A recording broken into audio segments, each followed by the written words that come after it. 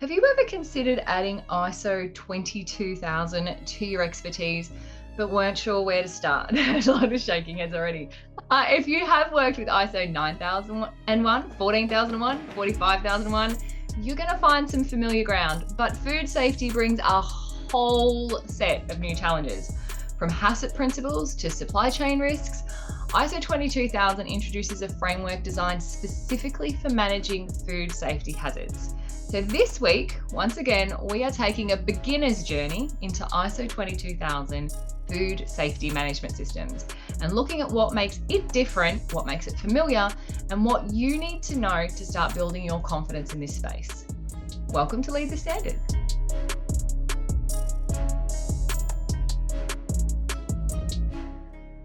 Hello and welcome. I am Kelly Taylor, and as always, I'm thrilled to have you join Jackie and I for today's conversation.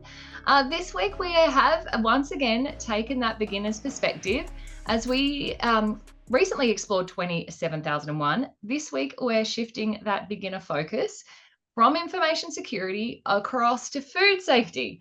Because while these industries might be different, the principles, once again, of structured risk management, high-level structure, etc., remain the same.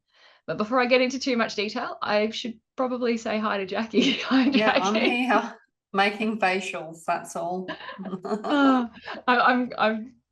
feel like we need to do like a bit of a blooper reel of all of your reactions to my intros lately. They have been quite entertaining. I'm proud of myself for remaining somewhat composed.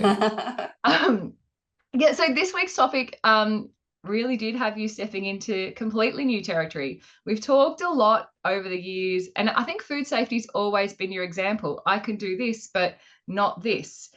So I made you do things that you said you couldn't do. So again, looking at 22000 as a beginner, despite that extensive experience in ISO standards.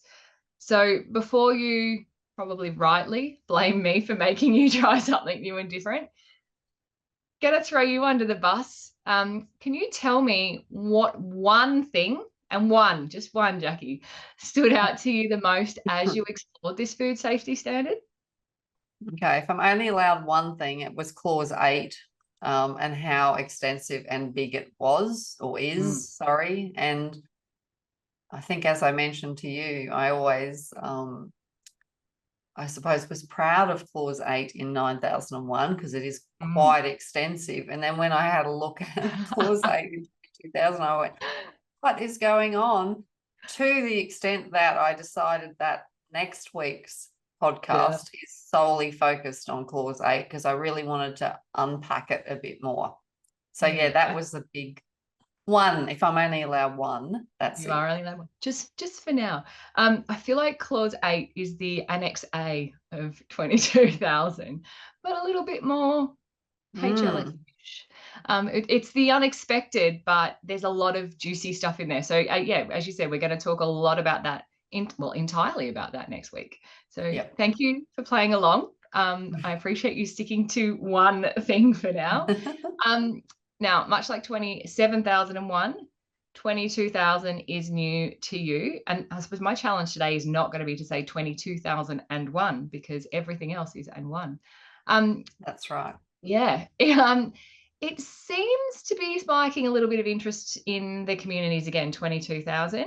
So my question to you, with your knowledge, skills, and experience, could and or should you consider adding 22000 to your auditor tool belt?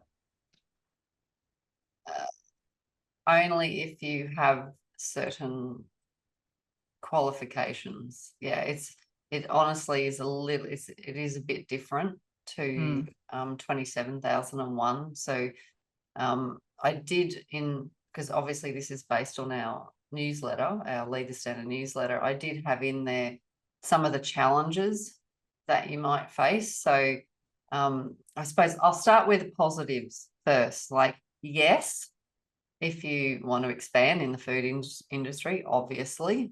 So that's a bonus, go for it. You're willing to gain some additional knowledge around HACCP, hazard analysis, critical control points. and you have an understanding of food safety hazards. So I think that's feeding into the challenges that I'll explain later. You possibly might naturally fall into it as well, because some of your existing clients might also have food. I had that situation many years ago. I was auditing a meatworks, and I was doing quality environment OH&S, and of course they had food certifications as well. And so I worked with the food auditor. So possibly, you know, if you have that crossover, it might be something that you'll naturally, you know, be interested in and think, I can pull that in. But you still need to have some experience in the food industry. So it's a no, like, or I don't like saying that.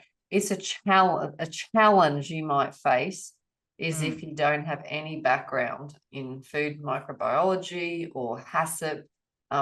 You need to build your expertise, and I would say qualifications around all of those areas. So, you know, as I was researching it for this Lead the Standard, you know, there was all these words that were coming up that I really didn't even understand myself. So foodborne pathogens, I can give that a guess. Allergens, obviously we understand that. Spoilage risks, so I understand and I can give it a guess, but there's no way on earth that I could audit a system.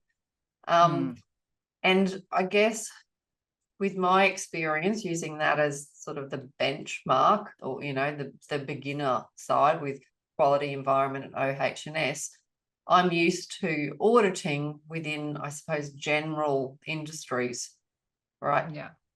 Adapting like to these food industries, the meatworks is a good example. It may have been easier for me because I'd had that exposure with the meatworks for quality environment OH&S, but that's it. Okay, so yeah, you sort of need to broaden your industries as well. And this is something I also noticed when I was doing that audit and working with the food auditor. It's a lot stricter.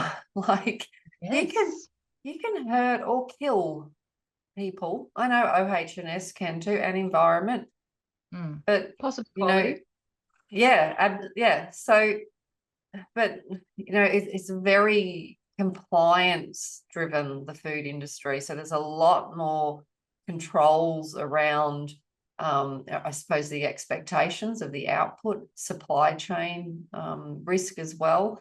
It's that there's a lot more, I suppose, criticality in it. And I actually remember the food auditor saying to me once when we were working together, she said, oh, I wish I was just doing, you know, those 3 standards. It's just so much easier. Like, you can just walk around and have a talk, blah, blah, blah, and write some notes. Whereas she had some very strict checklists and guidelines that she had to check off. Whereas as a quality environment OH&S auditor, you know, I'm just having a chat with people. Yeah, I've got criteria, the requirements and the standards, but there's no strict compliance checks that have to be done as much as in food. So I do feel, it is a whole different ball game. So I suppose as a result of me investigating, trying to understand from a beginner's perspective what it would look like, I came up with, and you're going to love this. I know I did love this. I was so proud of you. It's a fishbone diagram. So I loved it because it's food. It's so relevant. It's very clever, Jackie. So if she does say so herself. And I suppose, I came up with, I think I called it the essential fishbone of food safety. So, you know, we're using a quality tool, the fishbone diagram, or Ishikawa, I think it's also officially called. And so it's a fishbone diagram of food safety. And from that, I pulled out 8 areas of focus to, I suppose, help me and others that are reading the newsletter or listening to this to understand where those focuses are, and possibly it will help to understand where the gaps are as well. So we can go through those 8 in detail, but those 8 that I came up with are industry specific focus, which I mentioned, this whole HACCP stuff, which I'm hoping with your experience having a partner that works in food safety, you can help me out with that a bit. Oh, and this one as well, the prerequisite programs, PRPs. Like, again, I'm relying on your experience as a partner of a food safety person. No pressure. You know how that's that incidental learning. I'm sure you've picked it up. Like my children know what ISO 9001 is because it's just incidental learning. Okay, so it's all on you, Kelly. Thanks. The legal and regulatory requirements, we can call John in maybe.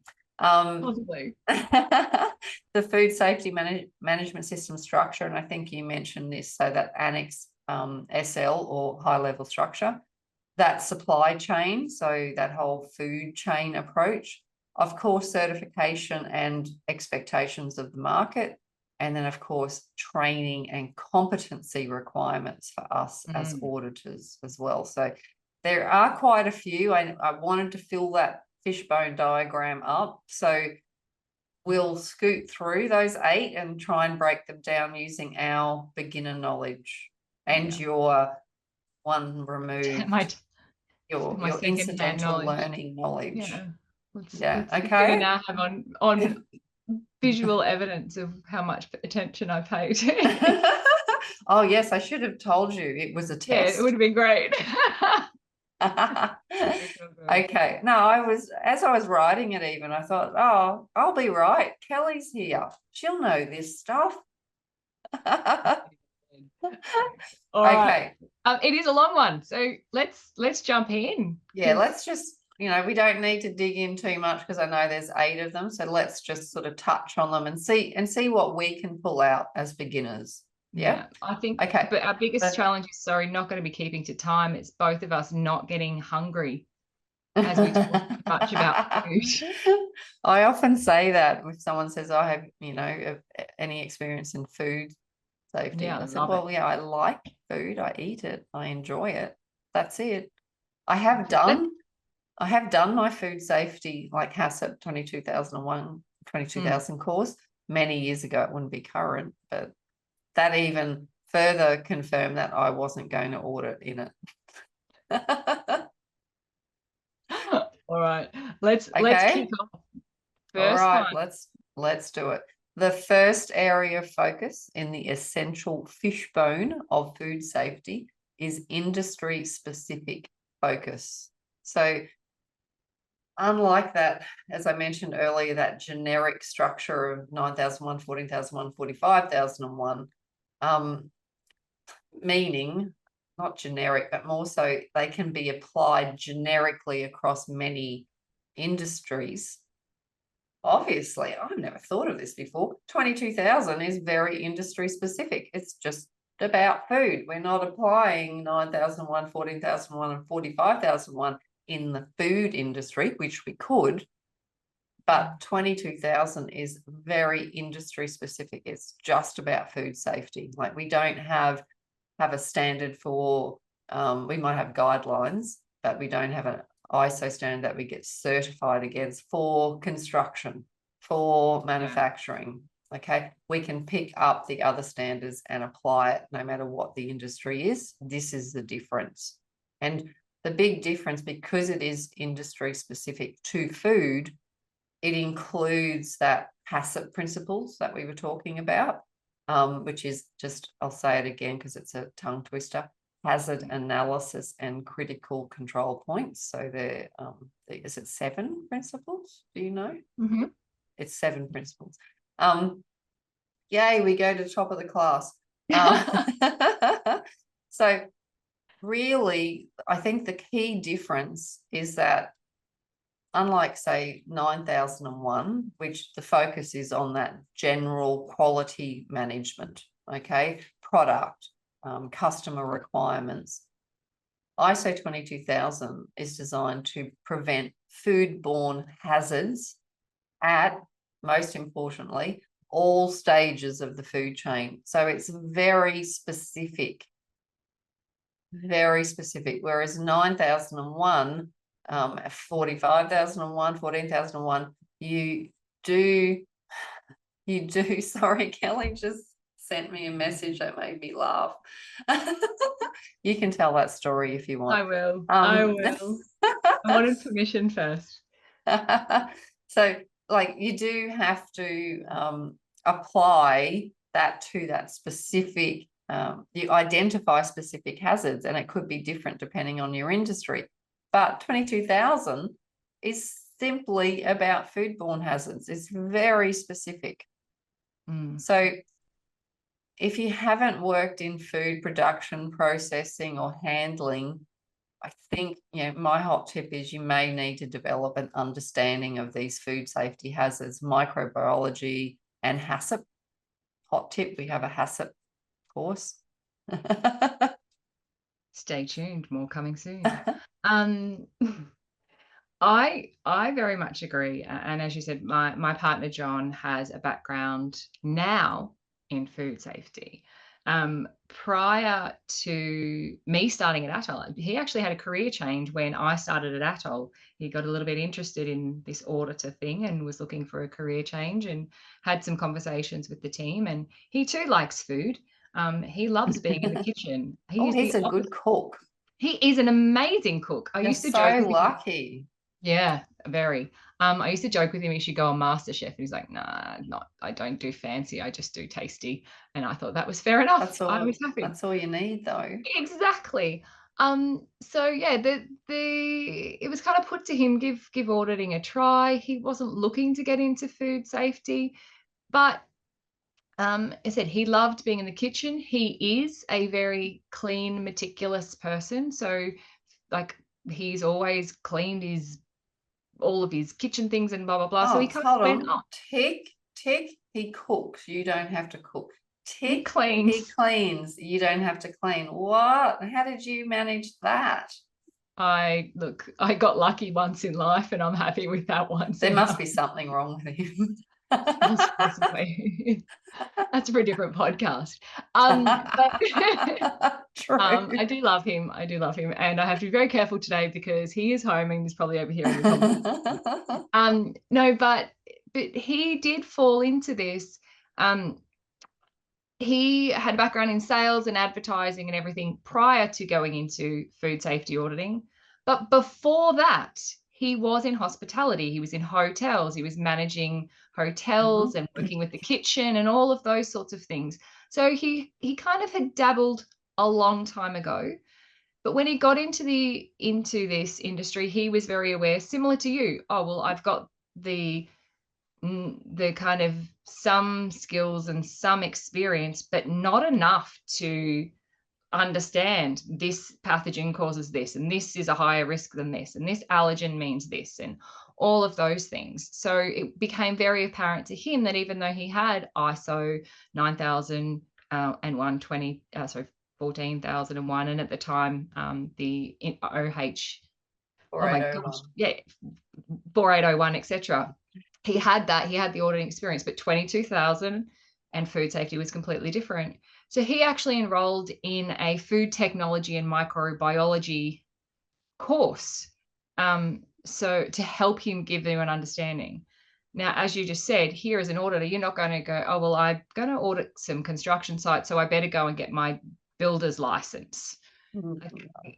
That's like chalk and cheese. It's not needed. But in this space, for him to have any kind of understanding of the extent and the extremity of all of those things, he really did have to go and have that extra education. And I think, as you said, this is where this one is a little bit different. It is not industry generic. He's not going to, again, a construction site and going, well, I can apply this to you, even though some of what the construction site may apply to part of the kitchen, it's not applying to the food safety parts of that. No. So yeah, this one, as I completely agree, we all are exposed to food. And I think we've talked a lot the last couple of episodes around we're all in some way exposed to 27,001, and we can use an SME to help us build our knowledge.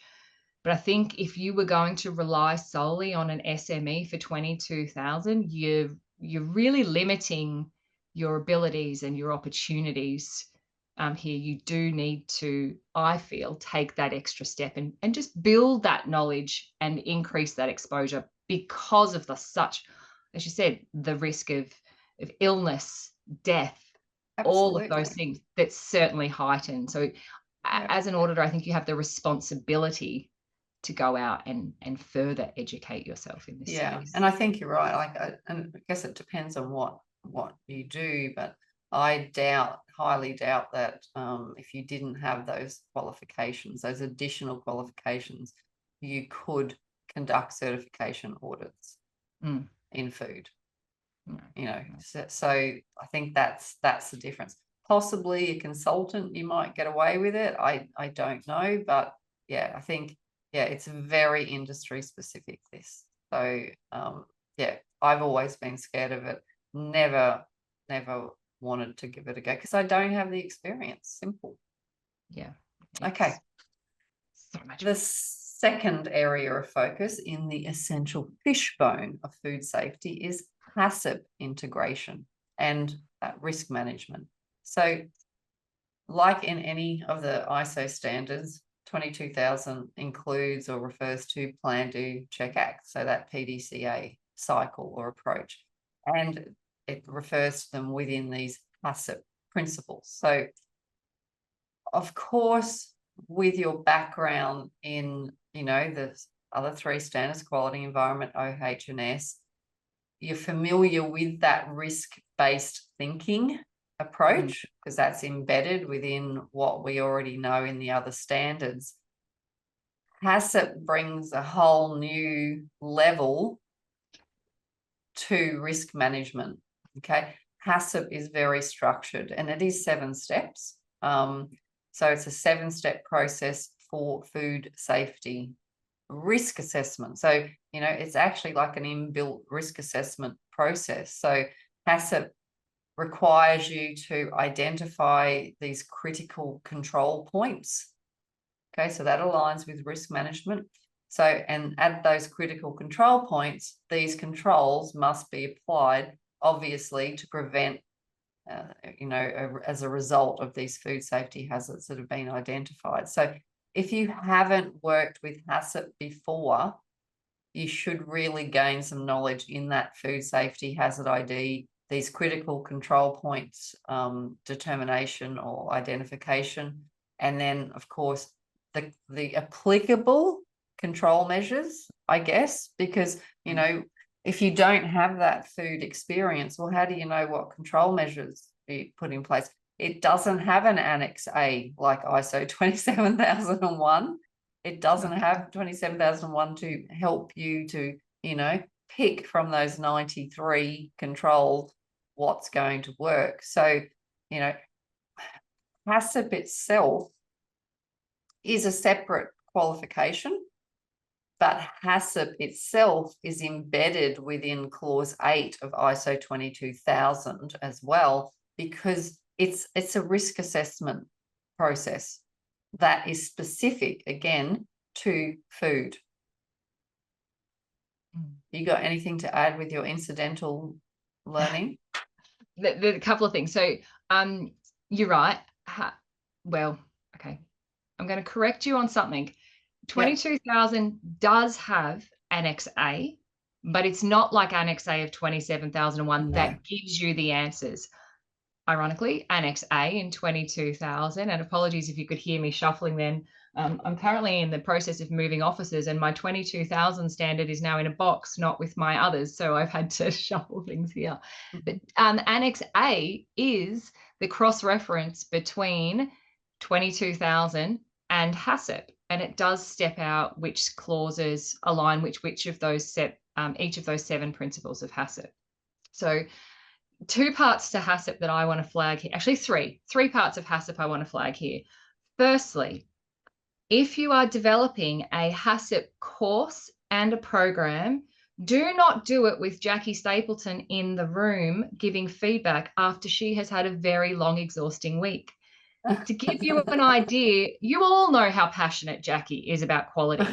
It was the day before we launched HACCP, Jackie came to my house and we did a refresh. Jackie fell asleep while we were going through. Well, you had a bed in your office. What do you expect? So now I don't have a bed in my office because I don't want Jackie falling asleep when she's here for meetings. But it gives you an idea of how in-depth HACCP is. Like, we were just so exhausted of reading through all of this stuff that we weren't subject matter experts of. We have the lovely Ange that we leverage for that, and we pick John's brain occasionally as well. So HACCP on its own, outside of 22,000, is a ginormous beast. The other thing, now I've forgotten the other two because I was so keen to get about how bored Jackie was with that course. The other couple of things, two things with HACCP is most people who are in the food safety industry, whether you are a dishy at Macca's, for one example, you are going to have some sort of HACCP training, basic hazard analysis, looking around, this is dangerous, or this could cause critical control point, like all of those. You're going to have a very basic understanding of HACCP, whether you realize it or not, whether it's been forced onto you as training or whether it's, again, incidental learning. But there's also that next level of developing HACCP plans, which all fits into, again, all of this stuff is in clause 8, again, why it's a whole different episode. So there's the applying the HACCP principles and understanding that.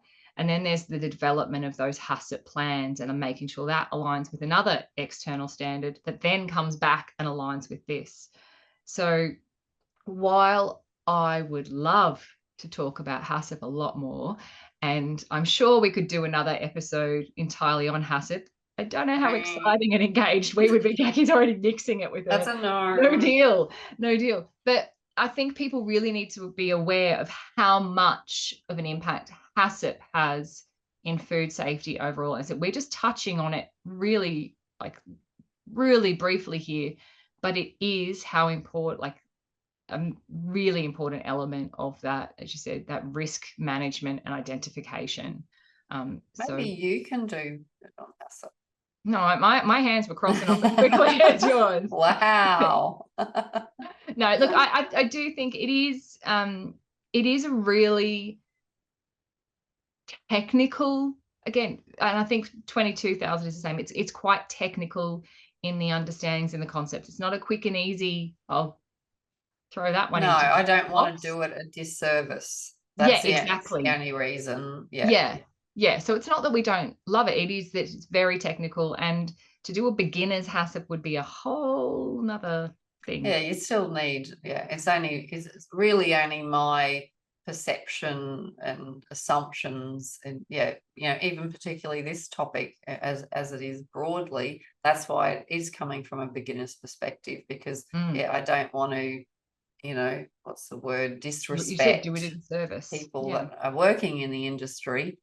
But I want to be open, clear, transparent that this is coming from another ISO professional's point of view. And I completely get that if we had Ange here, our food safety SME, she would pull this apart, but then maybe I'd fall asleep. But yeah, I think I think we've just, the bits we're talking about today are sufficient to help people make an idea. It's an overarching view. Okay.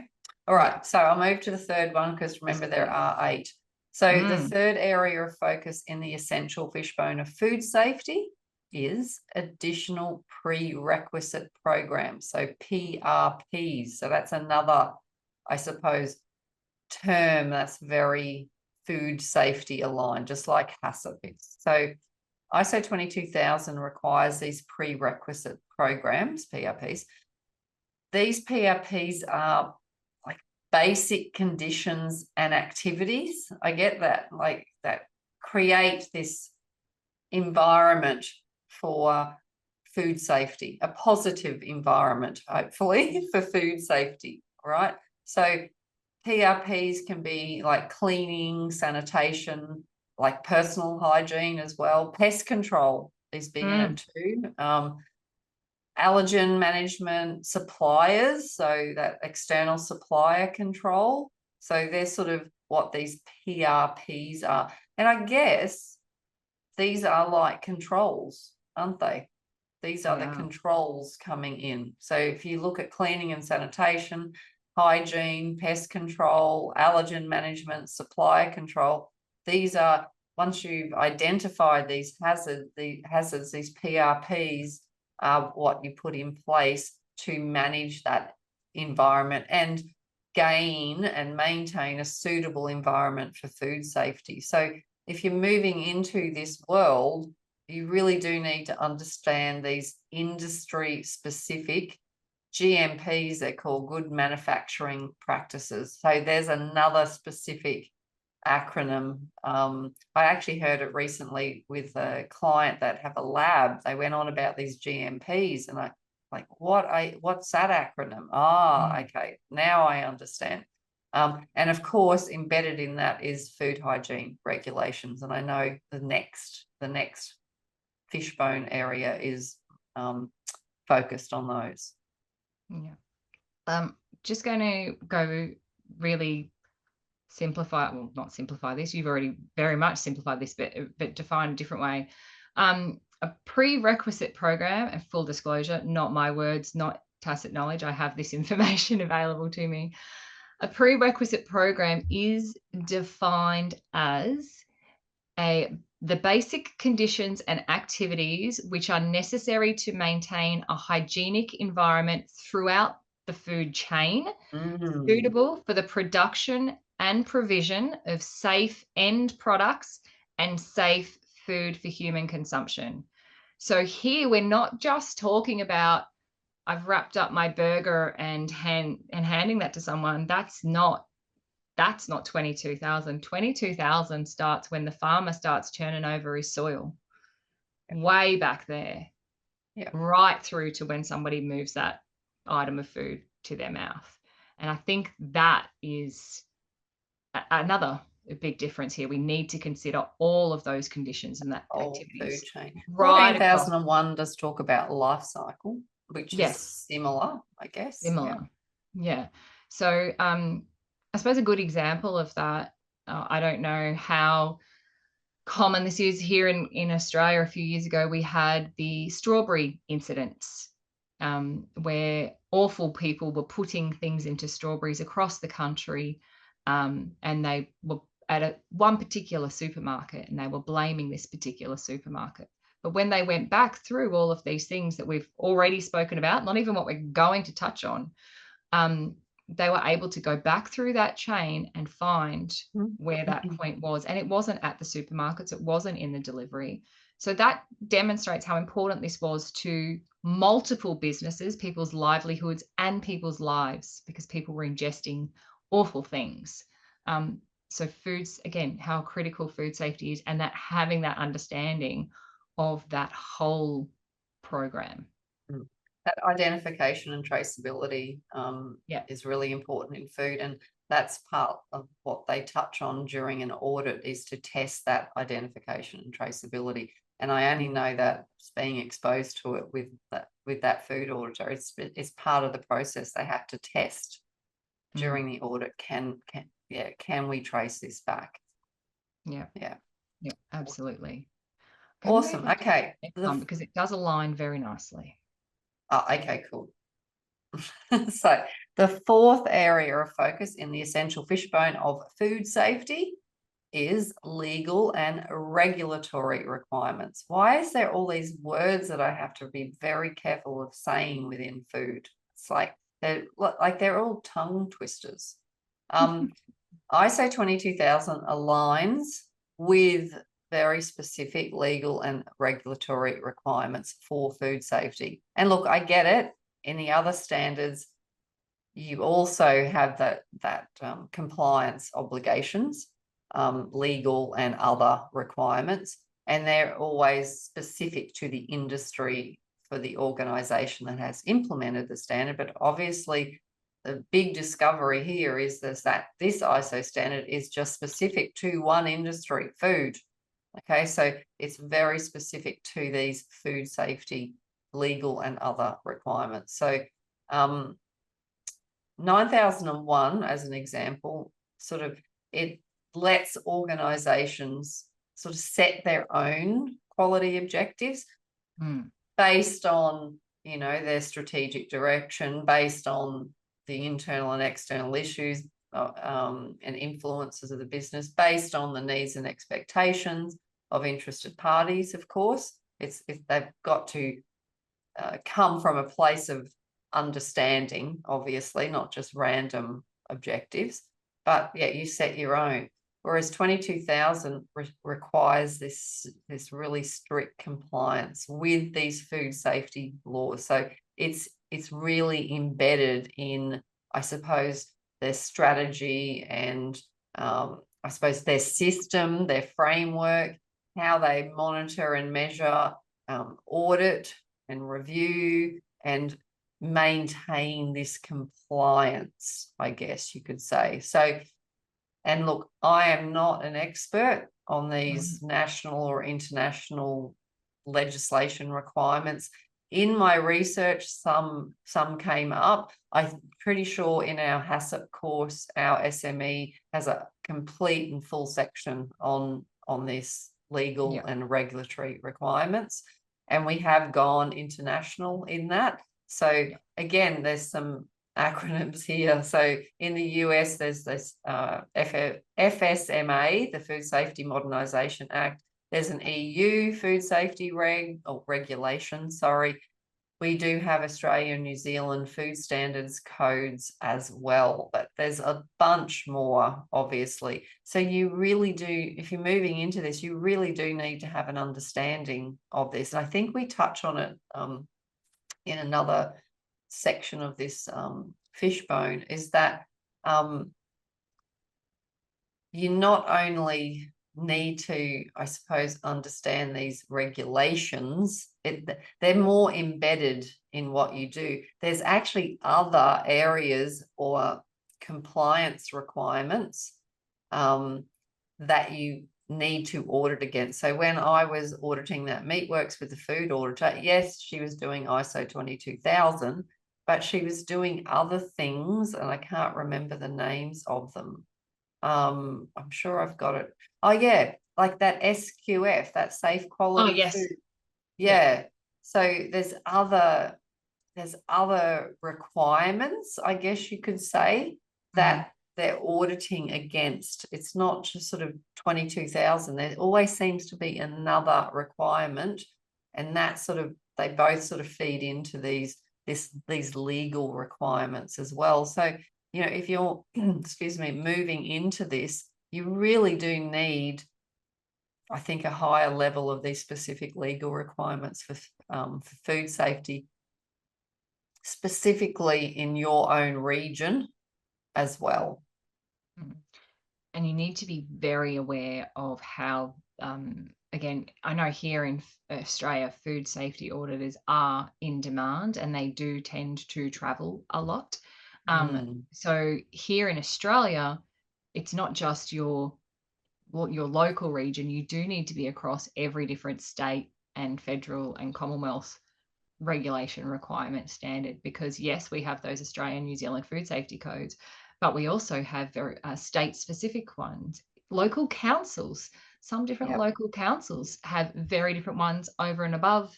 And international, if you're if you're exporting or even importing, there's a whole other exactly, there's a whole other section of this. So like the opportunities in this industry are massive because it is industry specific, but as I said, that the level of knowledge that you need or education in all those different spaces is also massive. So again, there's an element, or there's only so much you can rely on an SME to support and help you through these. That said, it doesn't hurt to still carry those requirements and that legislation around in your back pocket to be able to refer to, but you have to be able to understand how to interpret that as well and apply that and ensure that things are being done to that and that you're not kind of facing off. Again, evidence here is very important. life or death. Absolutely. But it's not all bad. I feel like we've said in this first 4, it's like, nah, we need to do this, you need to do this. And we have. We're highlighting. Sorry? But you can do it. You can. That's right. We're just sort of highlighting, okay, if you've got this is the gap. And so this is what you might need to do. Look at us doing a gap analysis on our skills, knowledge, and experience. That's very true. But the next one, we should be right, I think, because I think so. This is where I go, yeah, I got this. We're nearly experts with this one. I know. So the 5th area of focus in the essential fishbone of food safety is the FSMS, so Food Safety Management System structure. It aligns with Annex SL, or some of you refer to it as the high-level structure. So pretty much, yeah, ISO 22000 follows Annex. Oh, did you hear that big bang? No. It scared the living daylights out of me. A door just slammed. Ghosts. I'll start again. You're lucky we're in your safe space. Annex SL is your safe space. So I know. It you. hasn't totally thrown me like 27,000 did a few weeks ago when my brain went completely blank. But anyway, that was information security issues. Insecure information. So, as I was saying before that very large interruption, 22,000 follows this Annex SL, or high-level structure. So we're already familiar with it if we're working in the other standards. So, you know, it's a familiar transition. So you'll easily open up 22,000 and you go, oh yeah, 4, 5, 6. It's except when you get to clause 8. Clause 8. But it follows that same structure. It uses the same language. Okay, so as I mentioned, the big key difference is clause 8, operational control, and that's sort of where that HACCP and PRPs come in, which are very unique to food safety.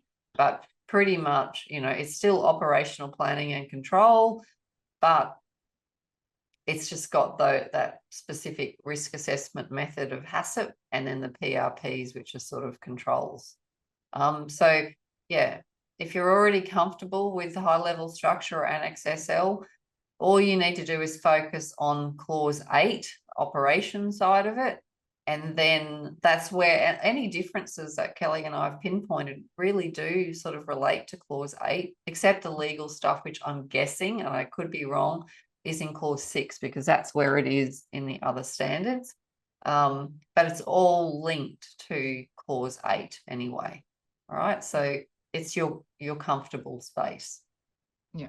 And this is where clause 8, and I know we'll talk about it next week, but I want to take this opportunity to kind of flip that script. What we've said to this point has been, oh, look at all of these challenges. I need to do this extra thing. I can still do it, but it's going to be a challenge. Oh, I really need to consider this. I have to, all of those extra things. Clause 8, yes, is massive. Yes, it fits in the high-level structure. But here's what I like about clause 8, and why I'm not so scared about talking about it next week. From an operational perspective, there's a lot of really helpful, useful tools in clause 8 of 22,000 that you could apply in other industries. So you can't apply them to this, but you could use these tools to apply to other industries. You could use some of the checklists or the flow charts and things from the prerequisite programs to help with your quality safety environment system. You could use some of those traceability systems just to find, it's like help with your root cause analysis. So lots of these things might appear scary at first, but you'll be able to find ways that you can relate to them to start that foundational knowledge and understanding. Always.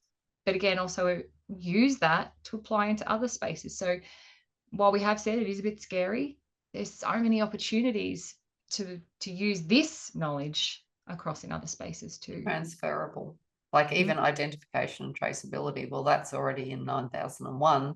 We're just applying it to food. I'd still need some knowledge of what that looks like in food, Yeah. but it's still the intent is similar. Yeah. Yeah. Yeah. So please don't be too put off by our conversations around what is and isn't scary, because it at top level, there are a lot of similarities Yep. in that very specific industry requirement. Okay, number 6, we're nearly there. The Again. 6th area of focus in the essential fishbone of food safety is supply chain consideration. So that whole food chain approach, Kelly mentioned this earlier on. So ISO 22000, it's not just, I don't know, on your plate or when they're actually like making you the sandwich or something. It actually covers the entire food supply chain, from, as Kelly mentioned, from farm to fork, essentially. So it's the food producers, processors, transport as well, the retailers, and packaging. So Yeah. you follow that whole chain right through. So that's probably why the industry is massive, because it's at every touch point. So it's not like, unlike like ISO 9001, which focuses on customer satisfaction, on the product, 22,000 considers the entire food chain and the stakeholders along the way. Look, I could probably say 9001 could possibly, to a degree as well, with products, because obviously the quality of the product is impacted with the raw materials and right through to transport and packaging. I think it's actually similar, and it could touch on different stakeholders and interested parties as well. But obviously food is very specific to the food chain itself. So if your clients, say, are in manufacturing, catering, packaging, transport, you need to understand this is where it's specific, the food safety risks across all of those sectors. Whereas with 9001, it's just the product. With food, it's the food safety risks at every element. Okay, every, I suppose, sector, as I mentioned, manufacturing, catering, packaging, transport, and so on. I want to highlight just how far-reaching this is. As you know, I did a graphic design diploma a few years ago when I first started at Atoll, and we had a packaging element, and within that packaging training, we did all of our general things. This looks good. These are the labels you need to do. There was a whole separate competency unit module required within that, based on food safety packaging. The size of Because the there's font, label requirements. yeah, the size of the font, the color of the font, the placement of the font, the words and language that must or must not be used, the visibility, the location. So food safety, as you said, covers from farm to fork, but it's got its own fishbone everywhere along that. People that you would not think are involved in that food safety space or need to have an understanding of it are involved at this part of that process. So as an auditor, you really do need to be mindful of all of those extra weird little things that you're going to be looking at along the way. And it was really interesting to be kind of building HACCP and doing that course and go, oh, this is a bit really, really much more far-reaching than we realized. So I think, as you said, too, the difference, yes, quality can be aligned essentially from the manufacturer of the screw, of nut, bolt, right through to the building of the truck. Sorry, I'm stealing another Jackie analogy here. But you're probably going to be looking at each of those things from a quality perspective in isolation at different stages, and then maybe have, as you said, that traceability come back and go, oh yeah, I can see where that's happened. But you're not, when you're auditing this company, you're auditing this company and you're saying, hey, your suppliers need to look at that. In a food safety space, you are saying, I'm auditing this company and everything that's happened before I need to be aware of. I think that's, again, another difference not a bad thing, because it certainly broadens your knowledge, skills, and experience in the space. But you just need to be mindful of, how far reaching this really is. And it is pretty impressive. Feel much better about eating in certain places these days. Yeah, it must be actually very hard to find somewhere to eat if you're a food auditor.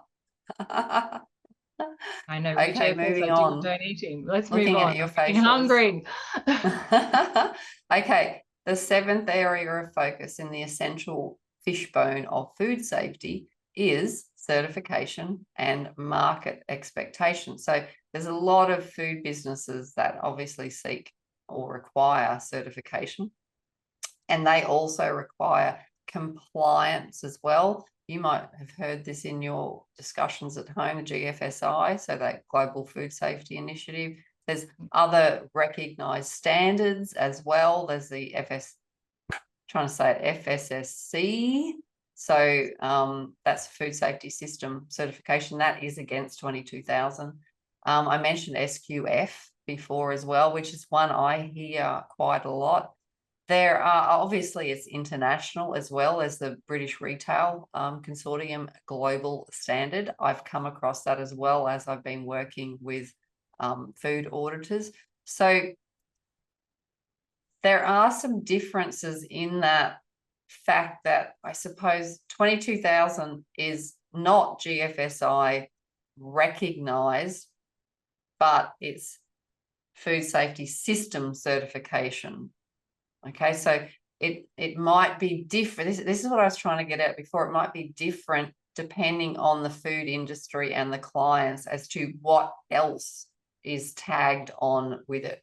We're just talking about 22,000, but as I mentioned earlier, there might be other requirements depending on your client and the food industry that they're in. So I guess, yes, I was going to say, yes, you need to know this, but I'm coming from a certification auditor's perspective. So yes, you do need to know this. Normally it's a certification body that identifies what requirements are needed for these industries. But of course, if you're the auditor, like you need to understand what else is required. For me, as I audit in 9,001, 14,001, 45,001, there are not, like, people choose to be audited against those. They choose to have that certification. Whereas there's the only other things that are mandatory are compliance, like legal and regulatory requirements. But in food, it's just all these other things. And you need to understand that. We need to get a better idea if we're moving into this. What does all this mean? And what does it mean for these different industries?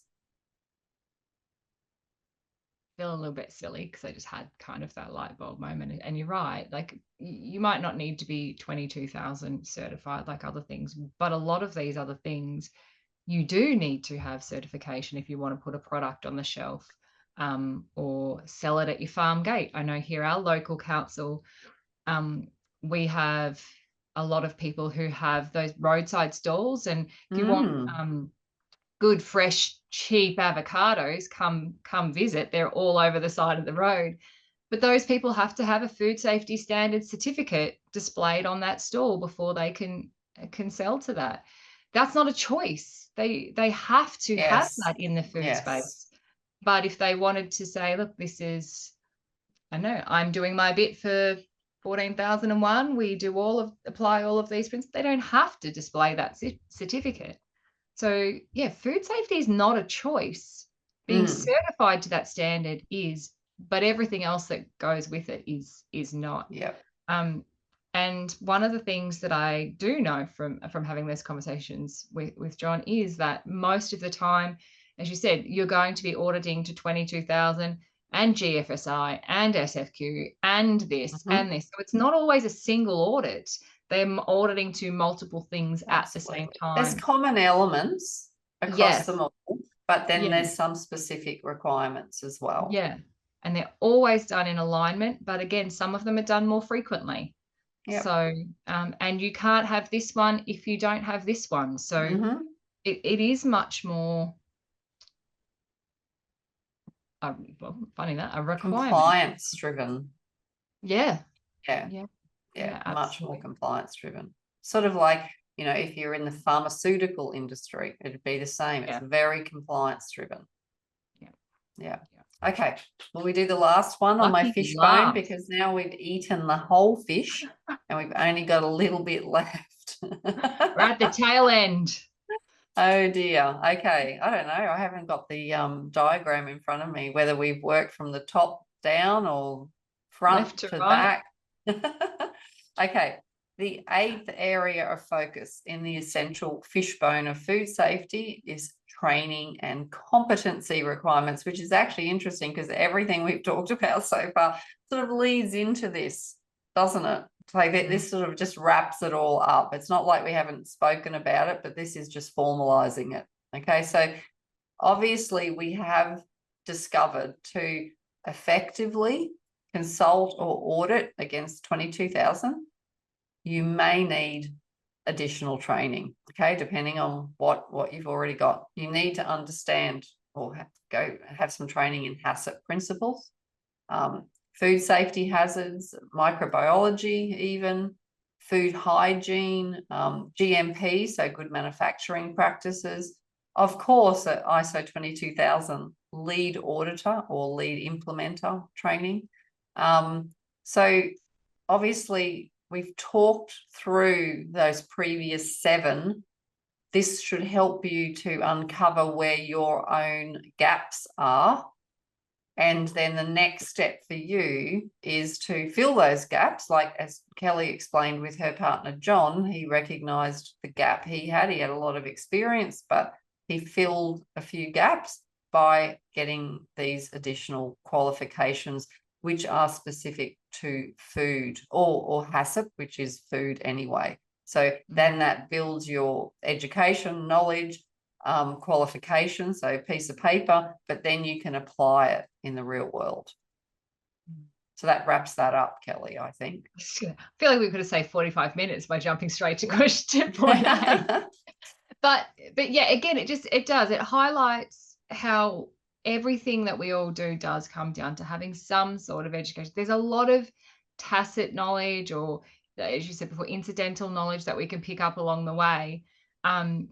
But this one does just need that little bit more education than some of those other ISO standards might enable you to get away with. Just your experience. This does need that Yes. a little more. Yeah, but your experience feeds into doing those additional qualifications too, obviously, because Exactly. you even picked up like the transferable skills. Yeah. Okay, it does align with what you've got, that now it's about transferring those skills to this specific industry. Yeah. Okay, so a quick recap of those 8. What was it? The essential fishbone of food You just safety. want to say that. Say it again. Essential fishbone. You must look at the diagram because it's really groovy. Okay, there was 8 that Kelly and I went through. So the first one was industry specific focus. All right, and we touched on that all the way through. 22,000 it's just for food.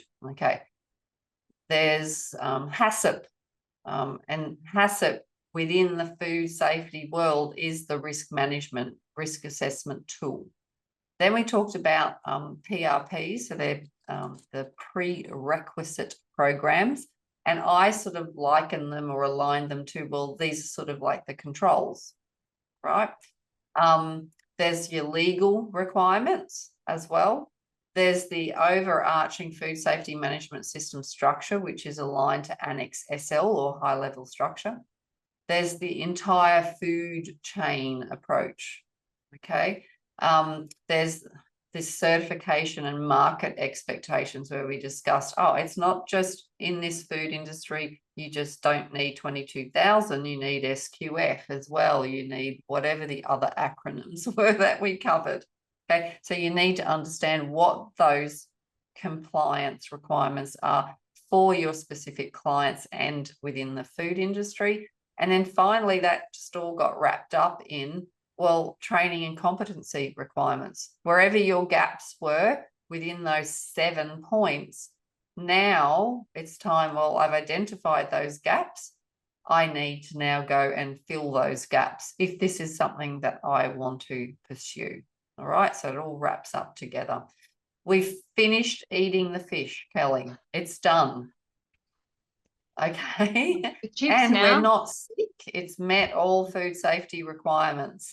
Right. So, as always, before I hand it back to you, I always like saying, stay curious. Always lead the standard. By staying curious and leading the standard, you'll continually find new opportunities for growth and excellence in your career, no matter which standard we're talking about. Thank you, Jackie. That is a wrap for another episode of Lead the Standard. Today, we did our best to break down the essentials of 22,000. It is a lot, but as we've said along the way, please don't be put off by it. It is just a couple of gaps that, like anything, once you know what those gaps are, there is that opportunity to broaden your knowledge and education, skills, experience to address those gaps. Right people, right industry, right job. So John's a great example of doing exactly that. So again, thank you for really simplifying that, Jackie. My highlight out of that, or my key takeaway really was that this is life and death, but it's not an impossible thing to add to our tool belt. You just have to look at it with a different perspective. So thank you for not falling asleep on me, Jackie. I appreciate that. And for not making me too hungry. I'm glad I had a decent breakfast this morning. Next week, we are going to keep our focus on food safety. We've touched on this already. We are, I love the way that Jackie's phrased this. We are going to look at a new episode called When I Thought I'd Seen It All, Then Came Clause 8 of ISO 22000. So if we thought what we covered today was a little bit complex, wait until we actually dig into those operational requirements next week. I'm going to make sure Jackie is completely caffeinated so there are no HACCP repeats. I will look after you all. Again, thank you, Jackie, for really simplifying what can be quite a scary, daunting initial look at this standard. Thank you everyone for listening. As always, please don't forget to subscribe, share this episode, leave us a review. Until next time, take care and keep leading the standard. Goodbye for now. Bye.